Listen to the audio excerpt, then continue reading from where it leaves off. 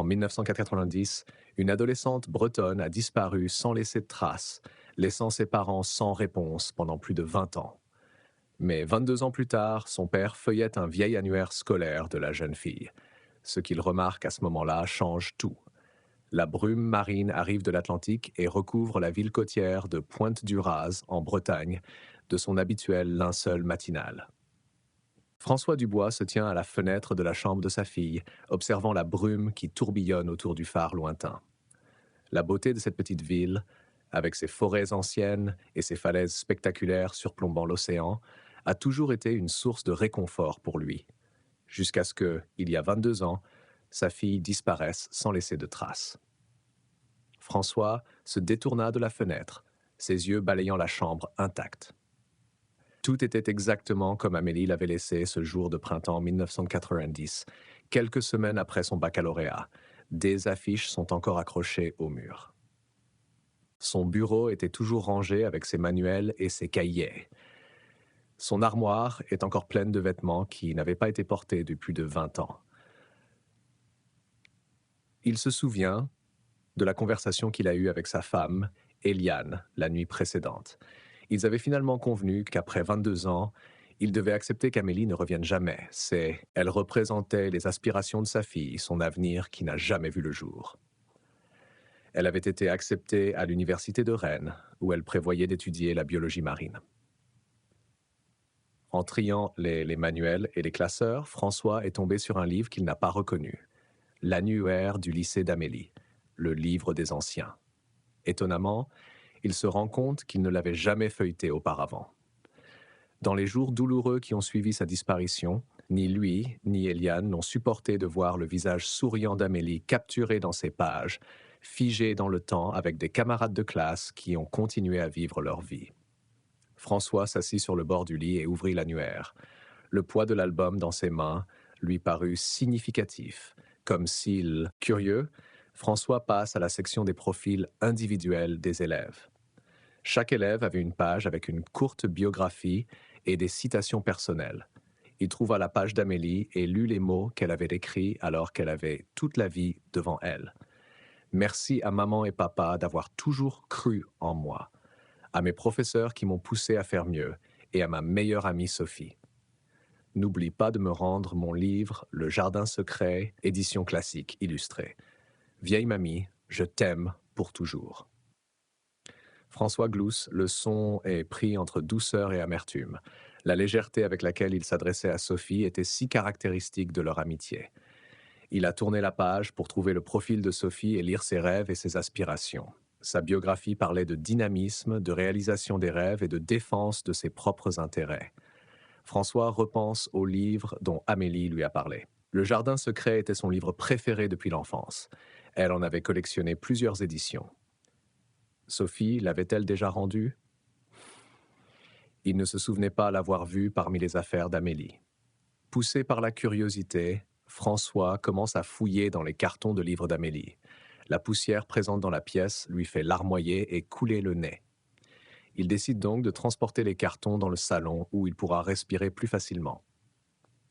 Dans le salon, il vide méthodiquement les cartons, dispose les livres et les magazines sur la table basse et sur le sol. Il y avait des romans fantastiques, des manuels de sciences, des magazines sur la nature, mais pas d'édition illustrée du Jardin secret. François se demanda si Sophie l'avait encore après toutes ces années. Sur un coup de tête, il consulte le dos de l'annuaire et trouve une section où les élèves ont inscrit leurs coordonnées. Sophie avait griffonné son numéro de téléphone avec une note. « Appelle-moi quand tu veux, BFF ».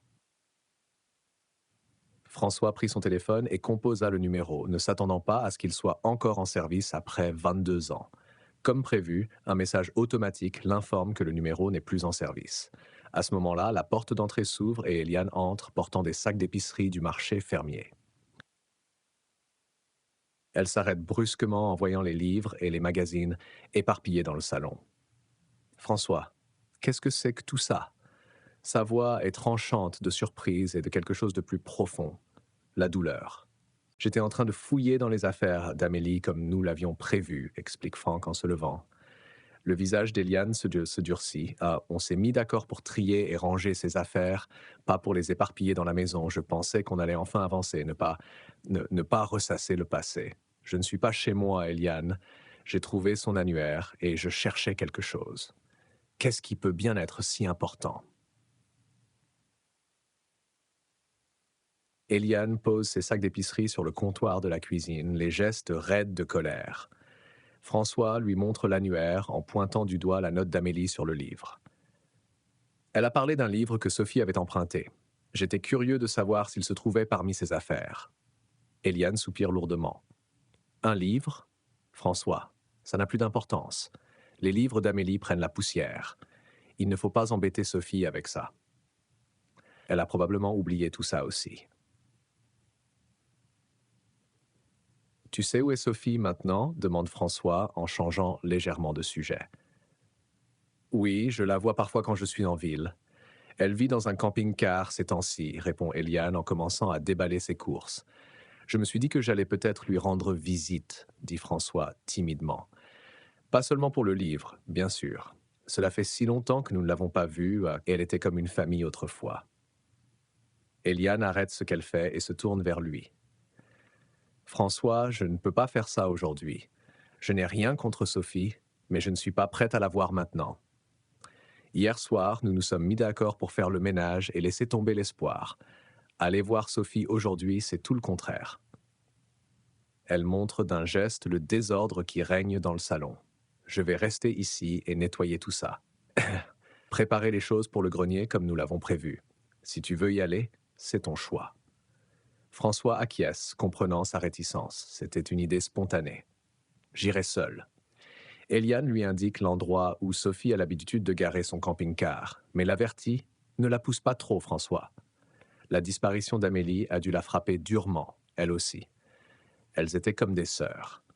François rassembla l'annuaire, son téléphone, son portefeuille et ses clés de voiture. En se dirigeant vers la porte, il jeta un coup d'œil vers Eliane, qui avait déjà commencé à ranger les livres d'Amélie dans des boîtes. Il se sentait coupable de la laisser faire le ménage, mais quelque chose l'attirait vers Sophie, vers des réponses à des questions qu'il n'avait pas encore formulées.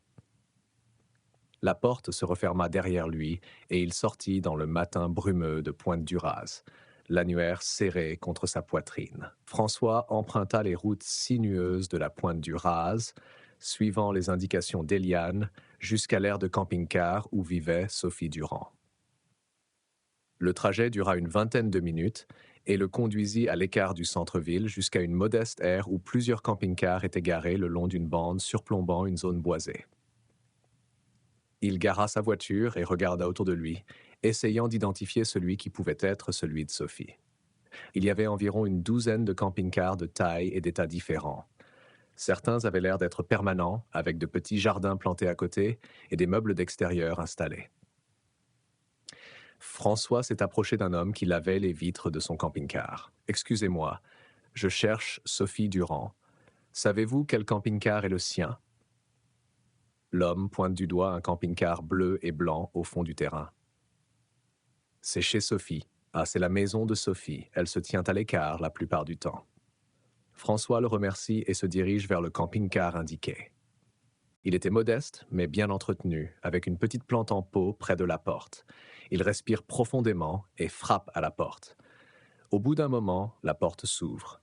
Une femme d'une quarantaine d'années se tenait là, ses cheveux blonds étant désormais parsemés de mèches grises et son visage affichant les subtiles rides de l'âge mûr. Elle regarda François avec une confusion polie, sans reconnaissance dans ses yeux.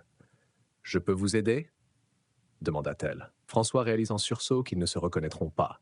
La dernière fois qu'ils s'étaient vus, Sophie était une adolescente et lui avait 22 ans de moins. Sophie, c'est François Dubois, le père d'Amélie. Ses yeux s'écarquillent de surprise, puis se remplissent d'un mélange d'émotions. Reconnaissance, tristesse, chaleur. « Monsieur Dubois, oh mon Dieu, je vous en prie, je vous en prierai. » Elle recula et ouvrit la porte en grand. François gravit les 2 petites marches qui mènent à l'espace de vie compact, mais confortable. Le camping-car est propre et décoré avec des touches personnelles. Photographies, petites plantes, coussins colorés. « Asseyez-vous, s'il vous plaît. » Voulez-vous du café? Sophie indique d'un geste la petite salle à manger. Un café serait le bienvenu. Merci, dit François en s'installant sur la banquette. Pendant que Sophie préparait le café, François remarqua que ses mouvements étaient délibérés, presque prudents, comme si elle se donnait le temps de digérer cette visite inattendue. Qu'est-ce qui t'amène ici après toutes ces années?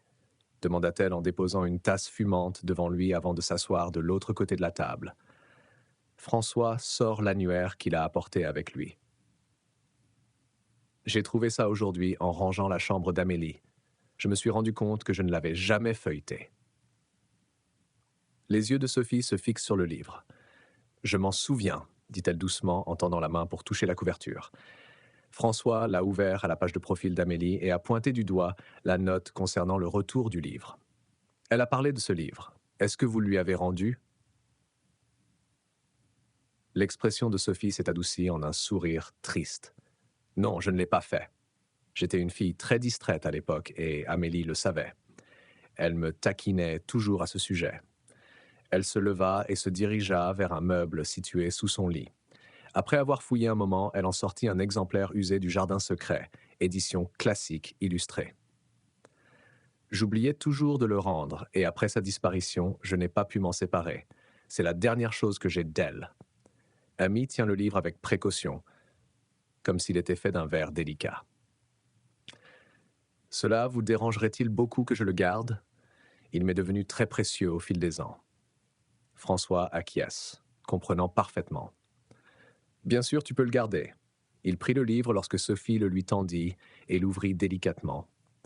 Les pages étaient jaunies par le temps, mais les illustrations étaient toujours aussi vivantes. Alors qu'il feuilletait le livre, il s'arrêta sur une page qui avait servi de marque-page. On aurait dit une page déchirée d'un magazine de mode pour jeunes. François déplie la page et découvre une séance photo mettant en scène des mannequins adolescents. Un jeune garçon élégamment vêtu attire son attention. Quelque chose lui semble familier. « Qui est-ce » demande-t-il en désignant le mannequin.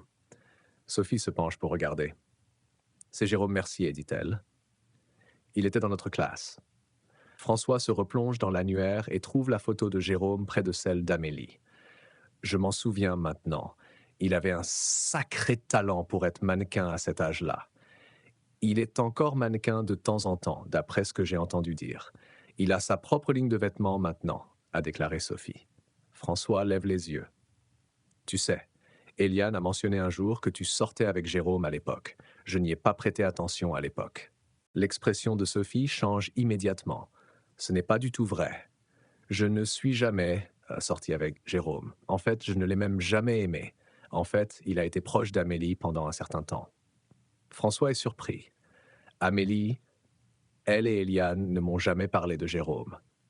C'était pendant notre première année, environ 1 an avant le bac, explique Sophie. Jérôme a semblé avoir le béguin pour Amélie pendant quelques mois, mais ça n'a pas duré longtemps. Une fois que nous avons compris quel genre de personne il était vraiment, nous nous sommes toutes les deux éloignées de lui. Amélie n'a plus jamais parlé de lui. Sophie marque une pause, semblant se souvenir de quelque chose.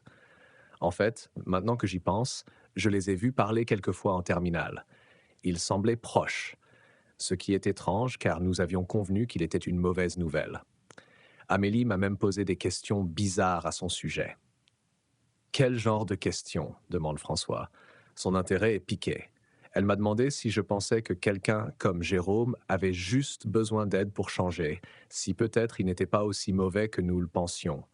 Elle m'a même demandé de passer devant sa maison une fois parce qu'elle voulait voir où il vivait. J'ai trouvé ça bizarre sur le moment, mais Amélie a toujours eu un cœur tendre. Elle voulait voir ce qu'il y avait de bon en chacun. François demande « La police était-elle au courant de cette affaire lorsqu'elle a enquêté sur sa disparition ?» Oui, je leur ai dit, confirme Sophie. Ils ont interrogé tous les élèves de notre classe, y compris Jérôme. Mais à ce moment-là, Amélie sortait avec Marc Fournier. C'est lui qui a été leur principal suspect au début. François acquiesce. Je me souviens de Marc. Il venait la chercher à la maison. On se méfiait de lui aussi. Mais il avait un alibi solide pour le jour où elle a disparu. Savez-vous ce qui est arrivé à Marc?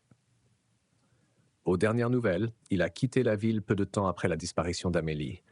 La surveillance était trop forte pour lui, je pense. L'esprit de François s'emballe. Et Jérôme? Et lui? Je ne suis pas sûr qu'il y ait une relation entre eux, dit Sophie. Amélie s'est rarement intéressée à lui, en dehors de quelques questions curieuses. François regarde à nouveau la photo de Jérôme dans le magazine. Pourquoi Amélie aurait-elle utilisé sa page comme marque-page? Et le fait qu'elle ait été proche de lui sans que ni François ni Eliane ne le sachent, c'était important. Il en parle à Sophie qui lui dit « C'était dans le magazine préféré d'Amélie. Je le détestais tellement qu'Amélie a déchiré la page avec son visage. Elle l'a plié et a dit qu'il n'y avait rien de mieux que de s'en servir comme marque-page. » François réfléchit un instant, puis acquiesce. « Savez-vous où se trouve Jérôme en ce moment ?» Sophie prend son téléphone et fait défiler quelques messages. En fait, notre groupe d'anciens élèves du lycée a organisé une réunion le week-end dernier chez Jérôme. Je n'y suis pas allé, mais ils ont partagé son adresse dans le chat du groupe. Elle montre le message à François. « Vous voulez bien m'envoyer cette adresse ?» demande François en sortant son téléphone. Ils échangent leur numéro et Sophie lui transmet l'information. « Pensez-vous que Jérôme pourrait être impliqué d'une manière ou d'une autre ?» demande Sophie, hésitante. « Je ne sais pas, » reconnaît François, « mais j'aimerais que la police soit au courant de sa relation avec Amélie, même si elle a été brève. Le fait que ni Eliane ni moi ne l'ayons su me rend curieux. » Quand Amélie a commencé à sortir avec Marc, c'était complètement ouvert et transparent. François se lève et remercie Sophie pour son temps et ses informations. Alors qu'il s'apprête à partir, Sophie lui touche le bras. « Dites bonjour à Eliane, s'il vous plaît, dit-elle. Et merci de m'avoir permis de garder le livre. Il compte plus pour moi que vous ne l'imaginez. » François acquiesça, l'annuaire rangé sous son bras, et sortit à nouveau dans la lumière de l'après-midi, l'esprit rempli de nouvelles questions sur la vie et la disparition de sa fille. François était assis dans sa voiture, l'annuaire posé sur le siège passager à côté de lui. Les nouvelles informations que Sophie lui avait communiquées lui donnaient le tournis. La révélation qu'Amélie avait été proche de Jérôme Mercier, même brièvement, était troublante, non pas à cause de Jérôme lui-même, mais parce que François et Eliane n'en avaient jamais rien su. Il sort son téléphone et compose le numéro du commandant Pierre Morin, l'officier qui avait été chargé du dossier d'Amélie il y a quelques années. François savait que le commandant avait pris sa retraite, mais qu'il vivait toujours en ville. L'appel tomba sur la boîte vocale, ce qui n'était pas surprenant pour un dimanche après-midi. François regarde son téléphone, puis l'adresse que Sophie lui a envoyée. Il devait rentrer chez Eliane. Il savait qu'il lui avait promis de clore ce chapitre de leur vie aujourd'hui. Mais quelque chose dans ce que Sophie avait dit et dans le signe ne cessait de le ronger. La curiosité d'Amélie pour la maison de Jérôme, ses questions sur sa capacité à changer. Il se dit juste un petit tour et démarre la voiture, juste pour voir où c'est. 20 minutes plus tard, François se trouve dans l'un des quartiers les plus aisés de Pointe-du-Raz. De grandes maisons aux pelouses bien entretenues bordaient les rues tranquilles, un contraste saisissant avec la modeste maison où Eliane et lui avaient élevé Amélie. Il repéra l'adresse de Jérôme, une vaste maison de 2 étages avec une allée circulaire et un aménagement paysager professionnel. La propriété est beaucoup plus grande que les maisons environnantes, ce qui témoigne de la réussite de Jérôme depuis le lycée. François gara sa voiture de l'autre côté de la rue, à distance, et observa la maison. La porte d'entrée était ouverte, et pendant qu'il regardait, un homme sortit de la porte d'entrée, accompagné d'une jeune femme. Même à cette distance, François pouvait reconnaître une version plus âgée du garçon de l'annuaire. Jérôme Mercier, la quarantaine bien sonnée, toujours aussi beau, avec l'assurance d'un habitué de la réussite. Jérôme raccompagne la femme jusqu'à sa voiture, l'embrasse sur la joue et la salue en partant. Alors qu'il se retournait pour rentrer, son regard a traversé la rue et s'est posé sur la voiture de François. François se rendit compte trop tard que les vitres de sa voiture n'étaient pas teintées et qu'il était donc bien visible. La posture de Jérôme change, elle devient alerte et méfiante. François a décidé qu'il était inutile de se cacher maintenant. Il coupa le moteur, sortit de la voiture et s'approcha de la grille. « Bonjour », dit François en essayant d'avoir l'air décontracté. « Jérôme Mercier, c'est bien ça ?» Jérôme ne retourne pas le salut amical. « Qui êtes-vous et pourquoi surveillez-vous ma maison ?» demande-t-il sur un ton immédiatement hostile. « Vous êtes un paparazzi, un journaliste ? Je suis désolé, je ne voulais pas m'imposer, » dit François en s'arrêtant à une distance respectueuse. « Je m'appelle François Dubois, je suis le père d'Amélie Dubois. Elle était dans votre promotion et a disparu il y a 22 ans. » L'expression de Jérôme change instantanément, ses yeux se rétrécissent. « Qu'est-ce que tu veux ?» François est surpris par la froideur de la réponse de Jérôme. « J'ai entendu dire qu'il y avait une réunion de classe ici le week-end dernier. J'essaie juste de rassembler des informations sur ma fille. On m'a dit que vous aviez été proche d'elle à un moment donné. » « Qui t'a dit ça ?»« Sophie. » La voix de Jérôme est tranchante. Elle n'est même pas venue à la réunion. François s'efforce de garder un ton calme. « Je ne cherche pas les ennuis, juste des réponses. Cela fait 22 ans et nous ne savons toujours pas ce qui est arrivé à Amélie. Pourquoi me demandez-vous cela ?» Jérôme répond sur la défensive. « Je n'ai jamais été le petit ami d'Amélie. Je la connaissais à peine et je n'ai jamais été attiré par elle. Je l'ai dit à la police à l'époque et je n'apprécie pas qu'on m'interroge à nouveau à ce sujet. » François est troublé par l'intensité de la réaction de Jérôme. « Je n'ai jamais suggéré que vous étiez son petit ami. J'ai juste entendu dire que vous aviez été proche à un moment donné. Si on s'est parlé à l'école, c'est probablement parce que j'empruntais de l'argent ou que j'avais besoin d'aide pour mes devoirs, » dit Jérôme d'un ton dédaigneux. « Je rendais toujours ce que j'empruntais. Il n'y a jamais eu de problème entre nous. J'ai tout raconté à la police à l'époque. » Malgré ces paroles décontractées, contrarque que le langage corporel de Jérôme est de plus en plus tendu. Il se déplace d'un pied sur l'autre, ses yeux se promènent comme pour vérifier si quelqu'un d'autre l'observe. « Je ne comprends pas pourquoi vous débarquez soudain chez moi pour me poser ces questions, » poursuit Jérôme. « J'ai une réputation à maintenir maintenant. Je ne veux pas qu'un journaliste ou le public nous voit ensemble et fasse courir des rumeurs. » Avant que François ne puisse répondre, Jérôme se retourne et se dirige à grands pas vers sa maison. « Vous devriez partir, » dit-il par-dessus son épaule. Je n'ai plus rien à dire sur Amélie Dubois. François reste là, abasourdi par cette rencontre. La réaction de Jérôme semble disproportionnée par rapport à ses simples questions. Pourquoi un homme d'affaires prospère serait-il sur la défensive à propos d'une brève amitié de lycée datant d'il y a plus de 20 ans? Alors que Jérôme disparaît dans sa maison, François se dirige lentement vers sa voiture. Ses mains tremblent légèrement en s'agrippant au volant. Il se sentait bête et honteux d'être venu ici, d'avoir insisté alors qu'Eliane lui avait demandé de lâcher prise. « Qu'est-ce qui m'a pris ?» se dit-il. « J'avais promis à Eliane de clore ce chapitre aujourd'hui, de ne pas rouvrir de vieilles blessures. » Il démarre la voiture et jette un dernier coup d'œil à la maison de Jérôme avant de s'éloigner. Si Eliane savait qu'il était venu ici au lieu d'aider au nettoyage de la maison, elle serait blessée et en colère. François s'était laissé entraîner dans le tourbillon de questions et de possibilités qui avaient consumé les premières années après la disparition d'Amélie. En reprenant la route vers la ville, François essaie de se convaincre de laisser tomber. La réaction hostile de Jérôme n'était probablement rien d'autre que l'agacement de voir son dimanche après-midi interrompu par le rappel d'un événement tragique de sa jeunesse. N'importe qui serait mal à l'aise d'être spontanément interrogé sur une affaire de personne disparue après tant d'années. Pourtant, quelque chose dans l'attitude défensive de Jérôme gênait François. Elle semblait excessive, presque paniquée. S'agissait-il simplement de la surprise d'être confronté à l'improviste? Ou bien, y avait-il quelque chose de plus? François secoua la tête, se forçant à se concentrer sur la route. Il avait promis à Eliane qu'ils avanceraient aujourd'hui. Il devait honorer cette promesse et cesser de chasser les fantômes du passé.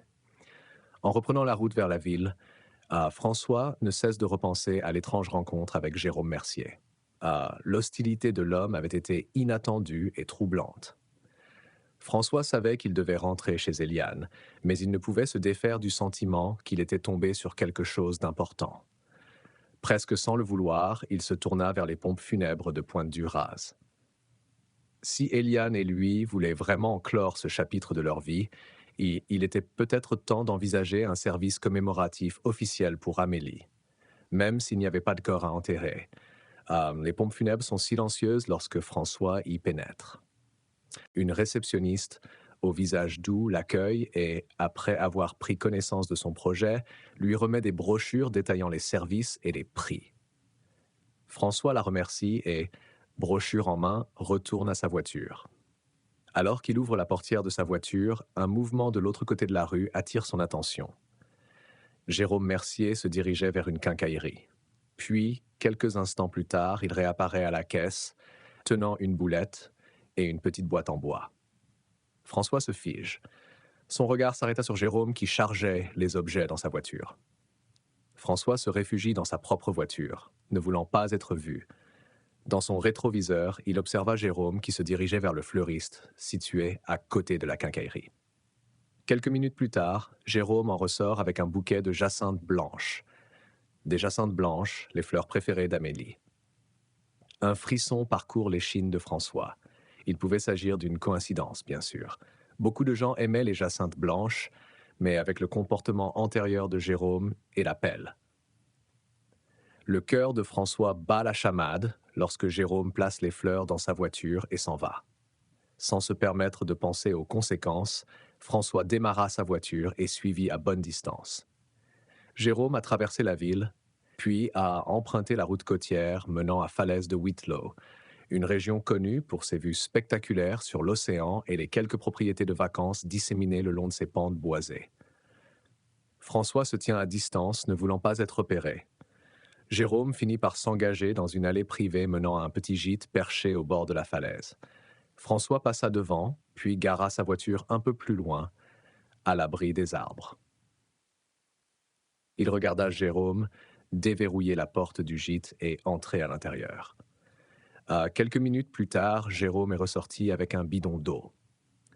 Il le plaça dans un petit chariot de jardin avec la pelle, la boîte en bois et le bouquet de jacinthes blanches. Jérôme commence à s'éloigner du chalet en suivant un petit sentier qui mène au bord de la falaise. François descendit de sa voiture et s'enfonça dans les broussailles qui descendaient la pente vers le chalet, en restant caché entre les arbres. Un sentiment d'urgence grandissant le pousse à avancer. François attendit que Jérôme soit à bonne distance avant de le suivre à nouveau avec précaution. Le sentier serpente entre les pins et les arbustes en fleurs et débouche finalement sur un point de vue isolé, offrant une vue imprenable sur l'océan Atlantique. Le soleil de l'après-midi était bas dans le ciel, projetant de longues ombres sur le paysage accidenté. Derrière une grande formation rocheuse, François observe Jérôme qui choisit un endroit près du bord de la falaise. L'homme regarda prudemment autour de lui, comme pour s'assurer qu'il était seul, puis commença à creuser avec la pelle. Le sol rocailleux résiste à ses efforts, signe que le sol n'a pas été remué depuis longtemps. Après avoir creusé un trou d'environ 60 cm de profondeur, Jérôme met de côté la pelle et s'agenouille à côté du trou. Il ouvrit la boîte en bois et regarda longuement son contenu. Depuis sa cachette, François ne pouvait pas voir ce qu'il y avait à l'intérieur, mais l'expression de Jérôme était pensive, presque révérencieuse. Ses lèvres remuaient silencieusement, comme s'il lisait, ou peut-être revivait des souvenirs. Il a parcouru les papiers qu'il avait entre les mains, lisant chacun d'entre eux avec attention, prenant son temps. Enfin, Jérôme referme la boîte, mais avant qu'il ne puisse fixer le couvercle, une brusque rafale de vent balaie la falaise. Les papiers qui se trouvaient à l'intérieur de la boîte s'éparpillèrent dans toutes les directions. Jérôme poussa un juron et referma rapidement la boîte avant que son contenu ne s'échappe, puis il se précipita pour ramasser les morceaux de papier qui avaient été emportés par le vent. Une fois qu'il eut rassemblé les papiers épars, Jérôme plaça la boîte en bois dans le trou. Il y déposa le bouquet de jacinthes blanches, puis commença à remplir le trou de terre. Il travailla méthodiquement, tapotant la terre et versant de l'eau sur le monticule pour le compacter. Lorsqu'il eut terminé, Jérôme resta un long moment au-dessus de la tombe anonyme. Puis, d'une voix juste assez forte pour que François puisse l'entendre avec le bruit des vagues de l'océan, il prit la parole. « Je crois que tu peux garder ces souvenirs maintenant, Amélie. » Le nom a frappé François comme un coup physique. Sous le choc, il recula d'un bond, son pied glissant sur des cailloux. Il se rattrapa à un tronc d'arbre, se figea sur place et ferma la bouche pour empêcher tout son de s'échapper. Son cœur battait si fort dans sa poitrine qu'il était certain que Jérôme l'entendrait. Jérôme relève la tête et scrute les broussailles environnantes. « Allô » cria-t-il, la voix aiguisée par la méfiance. « Il y a quelqu'un » François reste parfaitement immobile, osant à peine respirer. Jérôme ramasse l'appel et fait quelques pas vers les broussailles où se cache François. Il s'arrêta, écoutant attentivement, puis fit un autre pas en avant. François se pressa contre le tronc de l'arbre, priant pour que les ombres le cachent. Après ce qui lui parut une éternité, Jérôme fit un pas en arrière. « Ce n'est que le vent » marmonna-t-il, sans en être tout à fait convaincu. Il jeta encore un coup d'œil méfiant aux alentours avant de rassembler ses provisions. Au lieu de revenir sur ses pas, Jérôme parcourt le périmètre de la clairière, comme pour s'assurer que personne ne l'observe. Finalement, satisfait, il retourna vers le chalet, le récipient d'eau vide et le chariot à la main. Il appuie la pelle sur le côté du chalet avant de monter dans sa voiture et de partir. François attend, comptant lentement jusqu'à 100 pour s'assurer que Jérôme ne reviendra pas. Lorsque la zone resta calme, il sortit prudemment de sa cachette. Ses jambes étaient faibles, mais sa détermination le poussait à avancer vers la terre fraîchement remuée. Il avait besoin d'eux pour savoir ce que contenait cette boîte. Il devait savoir pourquoi Jérôme avait prononcé le nom de sa fille sur ce qui ressemblait étrangement à une tombe. François récupère la pelle à l'endroit où Jérôme l'a laissée près du chalet et retourne sur le lieu de la sépulture. Il commença à creuser, ses mouvements étant à la fois frénétiques et prudents. La terre était encore humide et facile à remuer. En quelques minutes, il découvrit le bouquet de jacinthes blanches, dont le parfum embaumait l'air lorsqu'il les mit soigneusement de côté. Au moment où la pelle de François frappe la caisse en bois, une voix derrière lui glace le sang. Je savais qu'il y avait quelqu'un. J'avais raison. François se retourne et découvre Jérôme à quelques mètres de lui, l'expression mêlée de rage et de triomphe. « Tu n'aurais pas dû revenir, » dit Jérôme en avançant lentement. « J'ai vu ta voiture garée en haut de la colline, alors j'ai fait le tour des bois. Qu'est-ce que tu crois faire ?» François saisit fermement la pelle, à la fois comme un outil pour continuer son travail et comme une arme potentielle en cas de besoin. « Je t'ai entendu prononcer le nom de ma fille, » dit-il, la voix plus forte qu'il ne le sentait. « Qu'as-tu enterré ici, Jérôme? Qu'est-ce qu'Amélie a à voir là-dedans ?»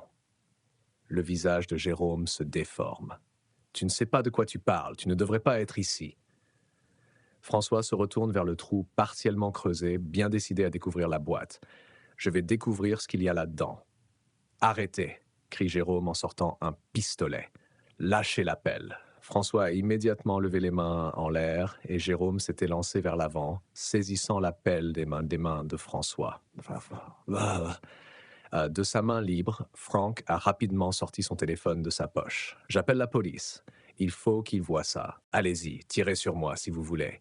Je serai à nouveau avec ma fille, mais il ne me reste plus qu'à appuyer sur un bouton pour les alerter. »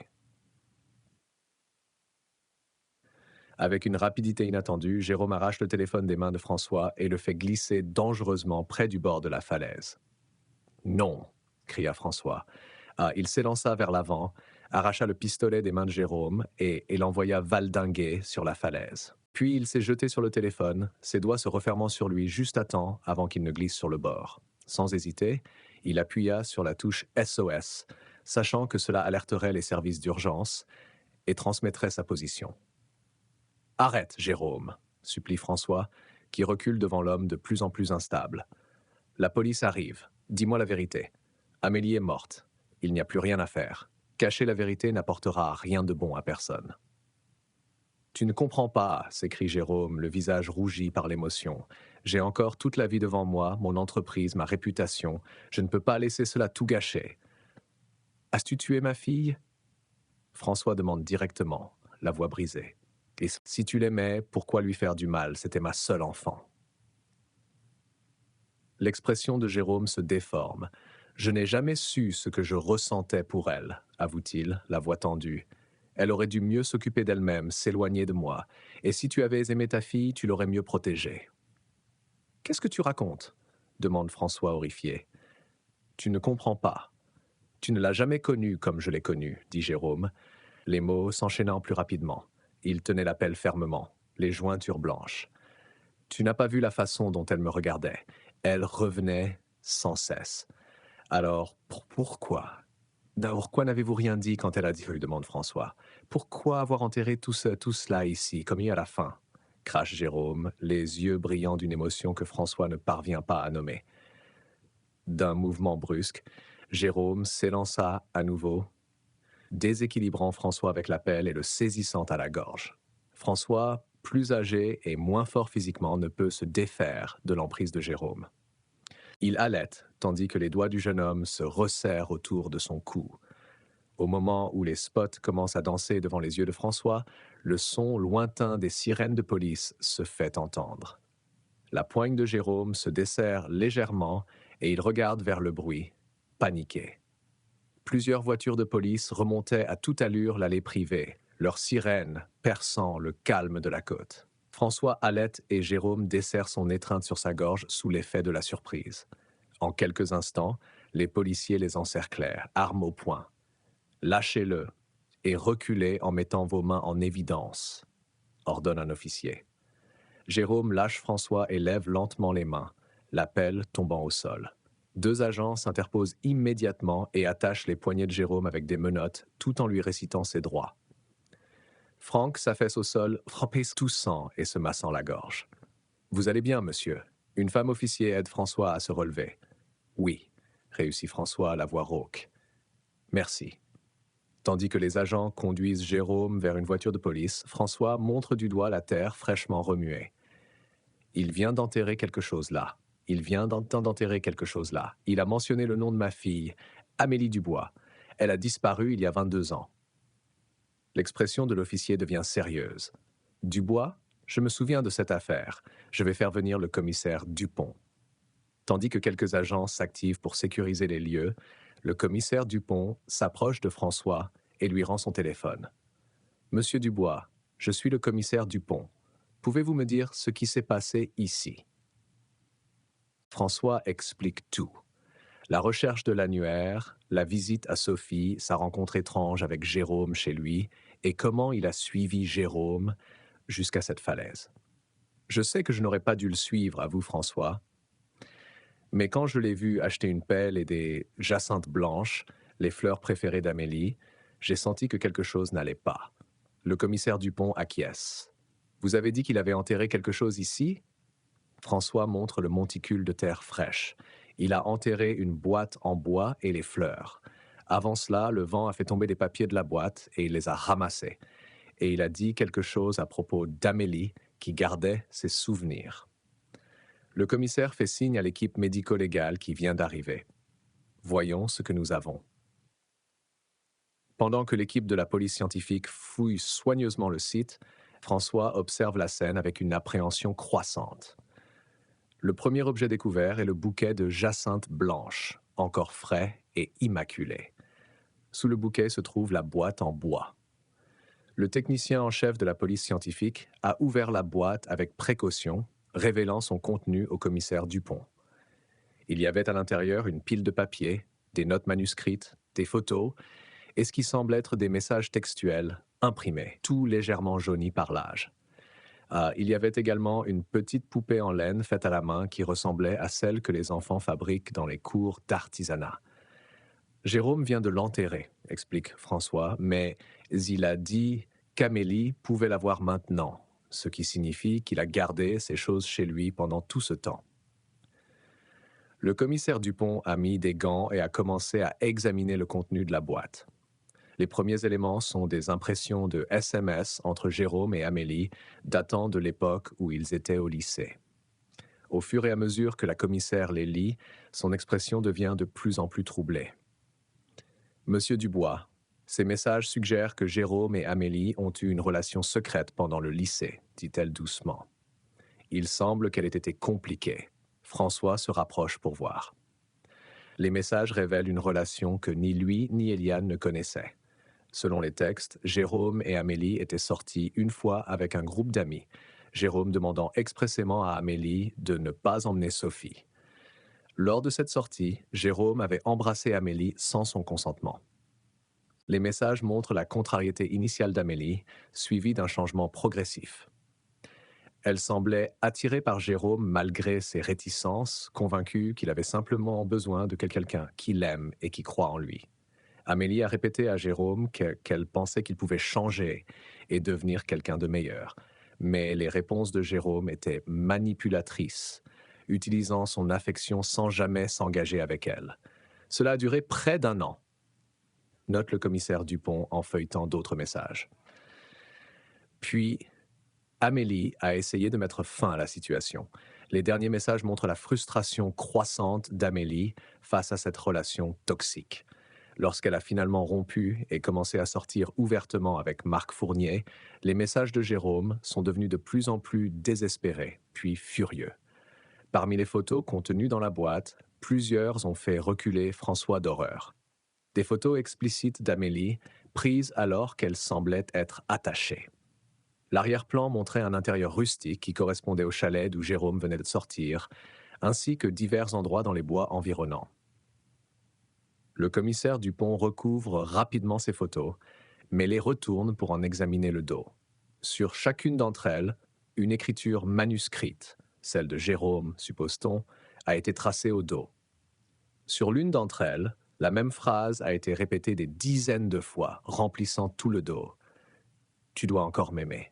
Tu dois encore m'aimer. Tu dois encore m'aimer. » Une autre portait l'inscription suivante « J'ai passé un bon moment sur les falaises avec toi. Bien à toi, Jay. » La plus troublante se trouvait au dos d'une photo où le visage d'Amélie exprimait clairement la peur.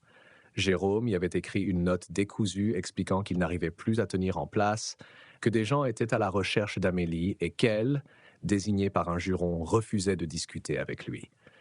La note se terminait par des excuses sur le fait qu'il devait la tuer parce que sinon il la trouverait et le capturerait, ajoutant qu'elle serait toujours dans son cœur, même si personne n'est au courant de leur relation.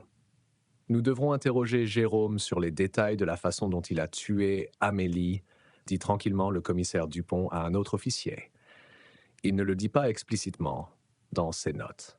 Alors qu'il continue d'examiner les preuves, une autre équipe d'officiers qui a fouillé les environs s'approche d'urgence.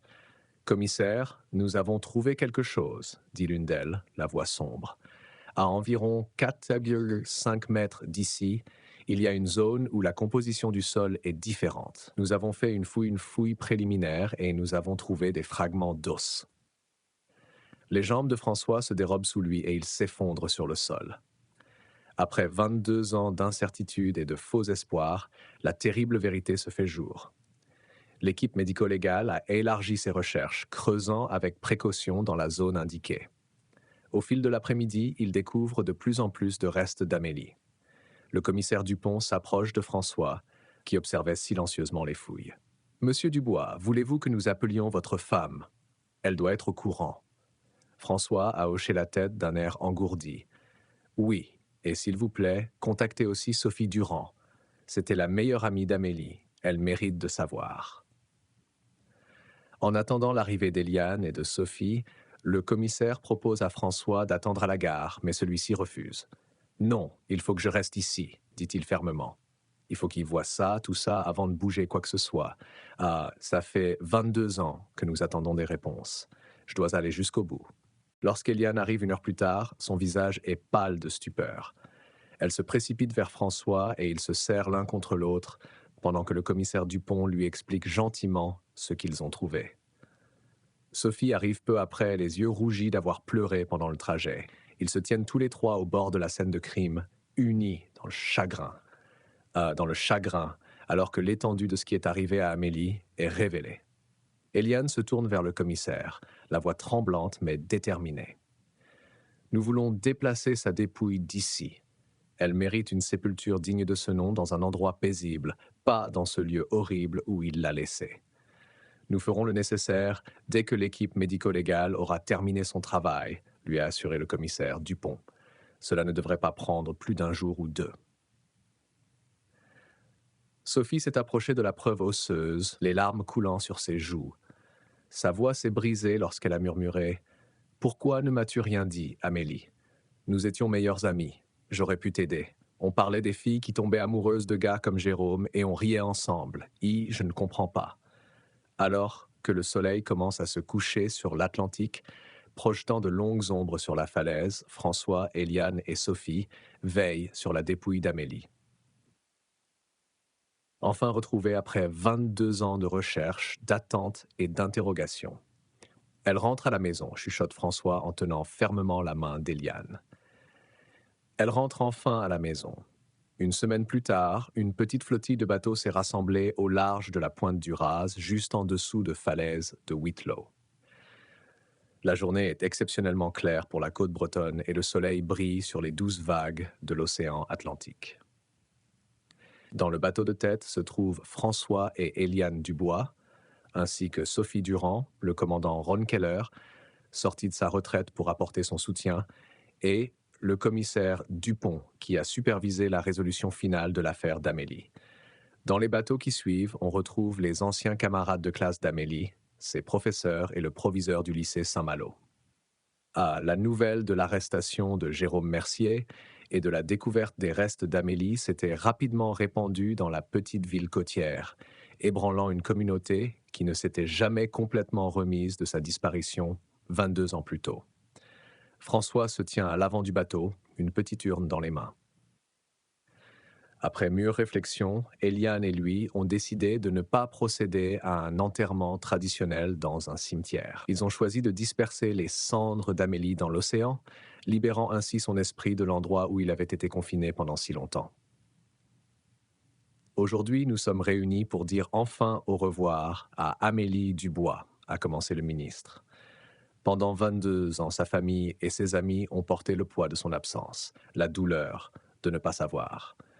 Aujourd'hui, nous déposons ce fardeau et confions les restes d'Amélie à la mer, où elle ne sera plus jamais liée ou retenue. Eliane s'avance pour se placer à côté de François, la main sur son bras. Amélie aimait l'océan, dit-elle, sa voix portant sur l'eau jusqu'aux autres bateaux. Elle étudiait pour devenir biologiste marine. Elle aurait aimé savoir qu'elle ferait partie de cette mer qu'elle adorait tant. François ouvre l'urne et, avec Eliane, il disperse les cendres d'Amélie dans l'eau. Des jacinthes blanches suivirent, jetées de chaque bateau, créant un jardin flottant à la surface de l'océan. Sophie s'avance, le visage baigné de larmes, et dépose l'exemplaire usé du jardin secret sur les flots. « Au revoir, mon ami, » murmure-t-elle. « Je suis désolé de ne pas t'avoir rendu ton livre. » Après la cérémonie, alors que les bateaux regagnent le rivage, le commissaire Dupont s'approche des Dubois pour faire le point sur l'affaire. « Jérôme a avoué, » leur dit-elle à voix basse. Il nous a raconté toute l'histoire de ce qui s'est passé. Selon les aveux de Jérôme, il a gardé Amélie captive dans le chalet de vacances pendant plusieurs jours après l'avoir enlevée. Il était obsédé par elle depuis leur brève relation et n'acceptait pas qu'elle soit passée à autre chose avec Marc Fournier. Il lui a promis d'officialiser leur relation si elle rompait avec Marc et disait à tout le monde qu'elle était partie en solo pour fêter son diplôme, a expliqué le commissaire Dupont. Mais Amélie a refusé. Elle lui a dit qu'après des années passées à essayer de l'aimer et à croire qu'il pouvait changer, elle avait finalement réalisé qu'il était irrémédiablement brisé. La commissaire poursuit, d'une voix douce mais factuelle. Jérôme a dit que ses paroles l'avaient profondément blessé et ils ont eu une altercation physique lorsqu'Amélie a tenté de s'échapper. Ils se sont battus au bord de la falaise et, selon Jérôme, Amélie a presque réussi à le pousser dans le vide. Dans sa rage, il l'a maîtrisée et l'a frappée à plusieurs reprises avec des pierres. Lorsqu'il s'est rendu compte qu'elle était morte, il a paniqué et a enterré son corps au lieu d'appeler les secours. Sophie essuie de nouvelles larmes. Je me souviens qu'Amélie a commencé à me poser des questions sur Jérôme, se demandant s'il pouvait changer. Je n'ai jamais compris pourquoi elle s'intéressait tant à lui alors que je savais à quel point elle le détestait. Je ne savais pas qu'ils avaient une relation secrète. Elle se tourne vers François et Eliane. Elle se tourne vers François et Eliane. Je suis vraiment désolé. Si j'avais su, j'aurais peut-être pu la prévenir, la protéger en quelque sorte. Rien de tout cela n'est de ta faute, Sophie, dit fermement Eliane. Jérôme était manipulateur et dangereux. Amélie a cru pouvoir l'aider et il a profité de sa compassion. Le commandant Keller, l'inspecteur à la retraite qui a passé des années à rechercher Amélie, secoue tristement la tête. Comme Amélie ne l'a jamais fréquenté publiquement et que Jérôme n'avait pas d'antécédents, nous avons orienté notre enquête ailleurs. Marc Fournier était notre principal suspect au départ, étant donné qu'il était le petit ami connu d'Amélie à l'époque. Jérôme a dû continuer sa vie et personne n'a plus jamais regardé de son côté. Alors que les bateaux accostent, François regarde vers l'océan, où les jacinthes blanches sont encore visibles, flottant sur les vagues. 22 ans d'incertitude ont enfin pris fin. La douleur n'avait pas disparu. Elle ne disparaîtra jamais vraiment, mais il y a un sentiment d'achèvement, de fermeture. Ce soir-là, François et Eliane se sont assis sur la véranda pour regarder le coucher du soleil. Eliane avait placé une photo encadrée d'Amélie sur la petite table entre eux. Pas le portrait officiel de l'annuaire, mais une photo sur le vif d'Amélie riant sur la plage, les cheveux au vent, le visage animé par la joie. « Je pense que nous pouvons enfin aller de l'avant », dit doucement Eliane en tendant la main à François. Non pas en l'oubliant, mais en nous souvenant d'elle telle qu'elle était, vibrante, aimante, pleine de compassion. François lui a serré la main. Elle était tellement comme toi, tu sais, ce désir de voir le bien chez les gens, de les aider à devenir meilleurs. Et elle avait ton entêtement, répond Eliane avec un sourire triste. Une fois qu'elle avait décidé que quelqu'un valait la peine d'être sauvé, rien ne pouvait la faire changer d'avis. Ils sont restés assis en silence pendant un moment, leur chagrin commun n'étant plus un mur entre eux, mais un lien qui a résisté aux pires épreuves de la vie. « Je n'arrête pas de penser à sa jeunesse, » dit finalement François, « comme elle était innocente. Malgré tout, elle croyait au pouvoir de l'amour pour transformer les gens. »« Ce n'est pas une mauvaise chose que d'y croire, » répond Eliane. On a besoin de plus de personnes, oui. Le monde a besoin de plus de personnes prêtes à voir le potentiel de bien des autres. L'erreur d'Amélie n'a pas été de croire que les gens pouvaient changer, c'est d'avoir cru qu'elle était la seule à pouvoir le faire. François acquiesce, comprenant la vérité dans ses paroles. J'aurais aimé qu'elle nous parle de Jérôme. Peut-être aurions-nous pu l'aider à voir le danger. Nous ne le saurons jamais, dit doucement Eliane. Mais je pense que, où qu'elle soit maintenant, elle sait à quel point nous l'aimions. Et elle sait que nous n'avons jamais cessé de la chercher. Alors que la nuit tombe sur Pointe-du-Raz, les étoiles commencent à apparaître dans le ciel clair de la nuit. François pensa au voyage qui avait commencé il y a une semaine, lorsqu'il avait trouvé cet annuaire. Comment une simple note à propos d'un livre emprunté avait conduit à des réponses qu'il cherchait depuis 22 ans. Le mystère de la disparition d'Amélie était résolu. Mais le mystère le plus profond, celui de savoir comment vivre avec cette perte, restait entier. Pourtant, pour la première fois depuis des décennies, François a ressenti un sentiment de paix. Amélie avait été retrouvée. Elle n'était plus perdue dans l'inconnu, mais faisait partie de la mère qu'elle avait aimée, libre et sans entrave. Ah, François et Eliane allaient continuer à vivre, à se souvenir et peut-être enfin à guérir.